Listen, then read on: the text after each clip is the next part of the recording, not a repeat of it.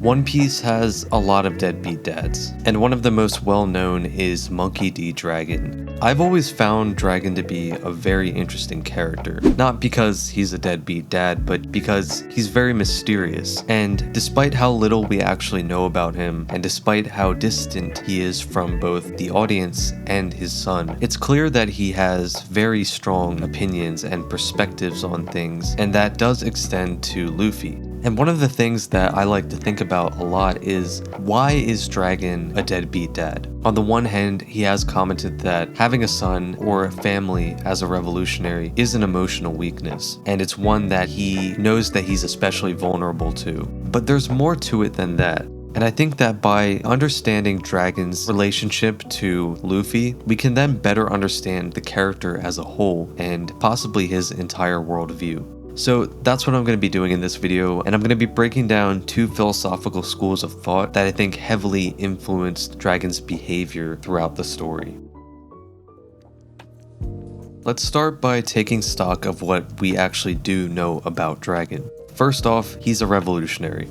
Out of all of the characters in One Piece, he is the most motivated and the most intent on changing the world and destroying the system that currently controls it. But we also know that before he was a revolutionary, he was somebody that worked within that system. He was a Marine. And we can assume that he got pretty high in the ranks before he defected. The key thing about Dragon being a Marine and then becoming a revolutionary is that he most likely became a Marine because it's what Garp wanted him to be, or it's what Garp believed in, and that happened to rub off on Dragon. Whether Dragon realized it at the time or not, being a Marine is not what he really wanted. And the other important thing to note is that Dragon didn't discover who he really wanted to be, who he really was, until like his 30s. I think that he resents, one, the fact that he was a part of the system that he now opposes and is aware of how terrible it really is. But two, I think it's because he was living a life that was sort of thrust upon him, in part through Garp directly pushing him in that direction, but also just by being surrounded by that ideology that led him to develop similar beliefs.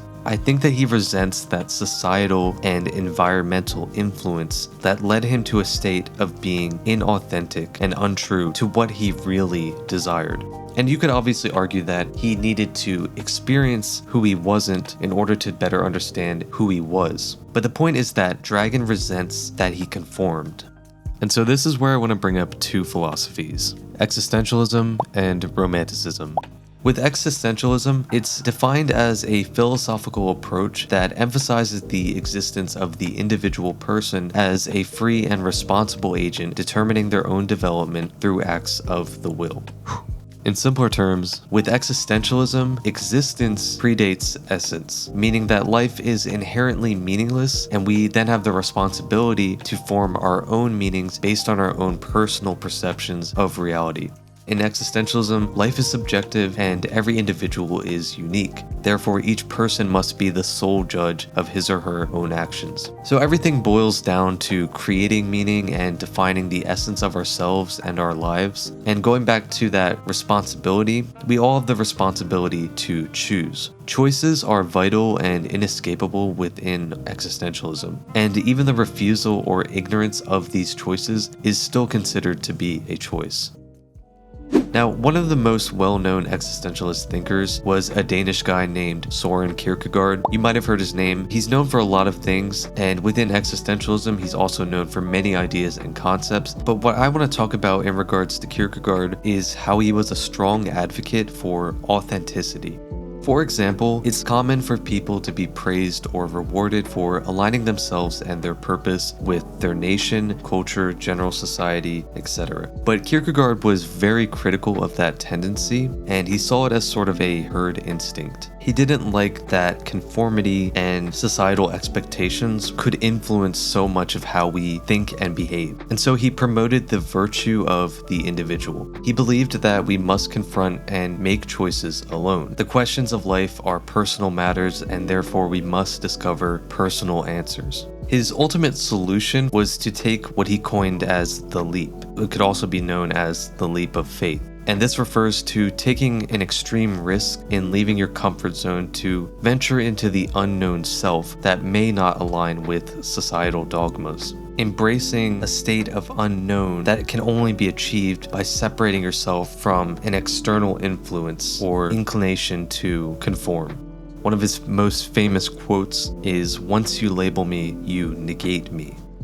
I think it's worth noting that achieving that state of authenticity is synonymous with freedom. I mean, taking that leap is an act of liberating yourself from a persona or set of behaviors that are not truly yourself. And by abandoning them, you attain a state that is much more free. An extreme existentialist thinker, or rather an extreme follower of Kierkegaard's ideas, would most likely want their children and those around them to have the freedom to discover themselves without any modeling, preaching of ideas, or inherent expectations. And that would include a parent's influence over their child, both active and passive. That to me sounds a lot like Dragon. I think that Kierkegaard aligns with Dragon's resentment towards society and his time as a Marine, which would be his inauthentic life. He didn't discover who he was until he made that choice to abandon what he thought was himself for the longest time. And so that authenticity, that removal from societal norms, and whatever that ends up looking like for an individual person,